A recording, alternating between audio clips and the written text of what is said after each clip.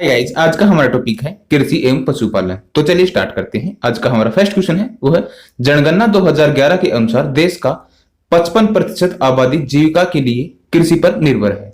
जो 2011 की जो जनगणना है इसके अनुसार देश की 55% आबादी जीविका के लिए कृषि पर निर्भर है। नेक्स्ट देखिएगा, कृषि 7वीं अनुसूची की राज्य सूची का विषय है। जो कृषि है वो 7वीं अनुसूची की एक राज्य सूची का यह विषय है।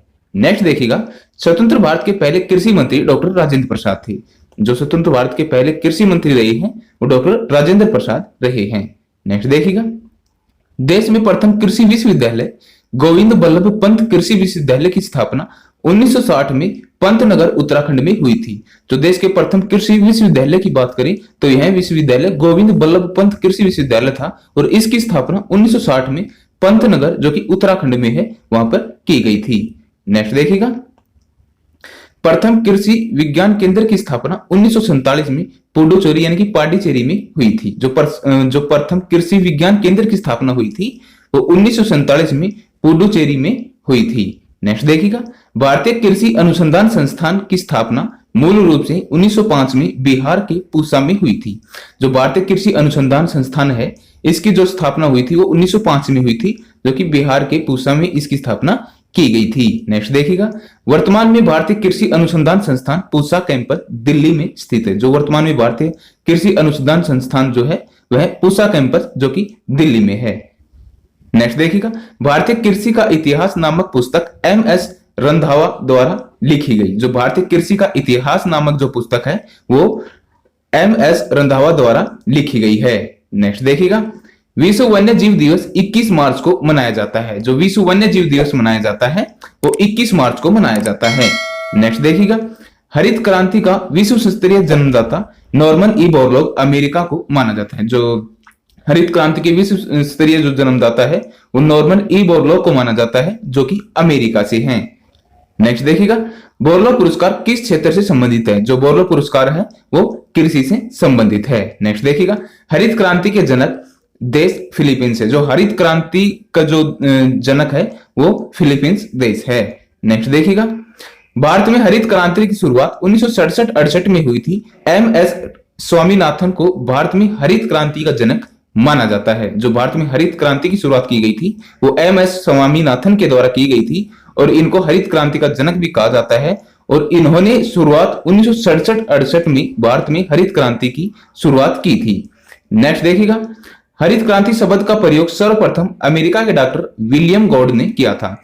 जो हरित क्रांति शब्द का प्रयोग किया था वो सर्वप्रथम अमेरिका के डॉक्टर विलियम गॉड के द्वारा किया गया था। नेक्स्ट देखिएगा, भारत में हरित क्रांति सर्वप्रथम पंजाब में आई जिसका सर्वाधिक प्रभाव गेहूं पर पड़ा था। जो भारत में सर्वप्रथम हरित क्रांति आई थी वो पंजाब में आई थी और इसका सर्वाधिक जो प्रभाव पड़ा था वो गेहूं की फसल पर पड़ा था।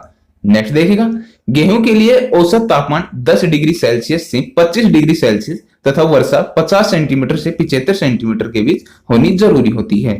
जो गेहूं के लिए तापमान की बात करें तो 10 डिग्री सेल्सियस से 25 डिग्री सेल्सियस तथा जो वर्षा है वो 50 सेंटीमीटर से 75 सेंटीमीटर के बीच होनी जरूरी होती है। नेक्स्ट देखिएगा, ग्लूटीन नामक प्रोटीन गेहूं में पाया जाता है। जो ग्लूटीन नामक प्रोटीन पाया जाता है वो गेहूं में पाया जाता है।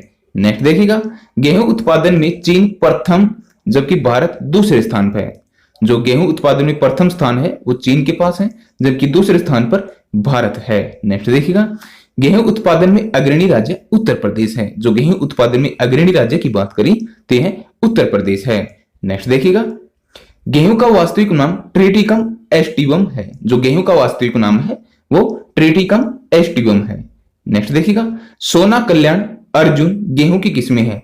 देखिएगा, सोना, कल्याण और अर्जुन जो है ये गेहूं की किस्में हैं। नेक्स्ट देखिएगा, गेहूं में 42 व चावल में 24 गुणसूत्र होते हैं। जो गेहूं में जो गुणसूत्र होते हैं वो 42 होते हैं और चावल में 24 गुणसूत्र होते हैं। नेक्स्ट देखिएगा, गेहूं के लिए सबसे उपयुक्त मिट्टी जलोढ़ होती है। जो गेहूं के लिए सबसे उपयुक्त जो मिट्टी मानी गई है वो जलोढ़ मिट्टी मानी गई है। नेक्स्ट देखिएगा, गेहूं में विटामिन B1, B2 और B6 पाया जाता है। जो गेहूं में जो विटामिन पाए जाते हैं इसमें B1, B2 और B6 विटामिन पाए जाते हैं। नेक्स्ट देखिएगा, गेहूं में रस्ट रोग कवक के कारण होता है। जो गेहूं में जो रस्ट रोग होता है वो कवक के कारण होता है।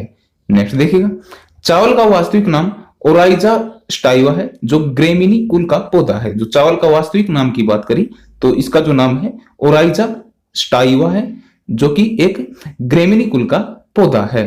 नेक्स्ट देखिएगा, चावल में कार्बोहाइड्रेट 76%, प्रोटीन 6 से 7% तथा वसा जो होती है वो 2.5% होती है। तो चावल में जो कार्बोहाइड्रेट पाई जाती है वो 76%, प्रोटीन 6 से 7% और वसा 2.5% होती है।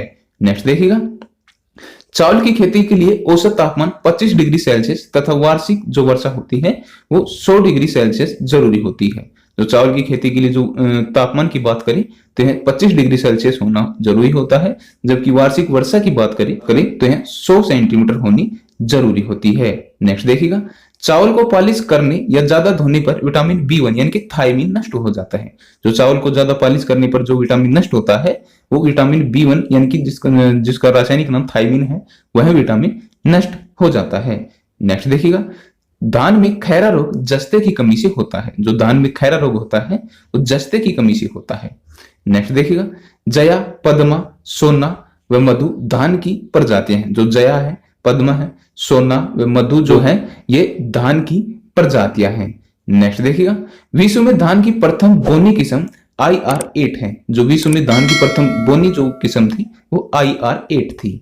नेक्स्ट देखिएगा, धान की खेती प्रतिरोपित बुआई द्वारा होती है। जो धान की खेती होती है वो प्रतिरोपित बुआई द्वारा होती है। नेक्स्ट देखिएगा, पूसा 444 बाजरा की एक प्रजाति है। जो पूसा 444 है वो बाजरे की एक प्रजाति है। नेक्स्ट देखिएगा, पतंजी 114 चने की एक प्रजाति है। जो पतंजी 114 है, सॉरी, यह चने की एक प्रजाति है। तो थैंक यू फ्रेंड्स, आज की हमारी वीडियो को कैसी लगी प्लीज कमेंट बॉक्स में जरूर बताएं। और अभी तक अगर आपने हमारे चैनल को सब्सक्राइब नहीं किया है तो प्लीज सब्सक्राइब भी कर लें, जिससे कि हमारी आने वाली वीडियो की नोटिफिकेशन आपको टाइम टू टाइम मिलती रहे।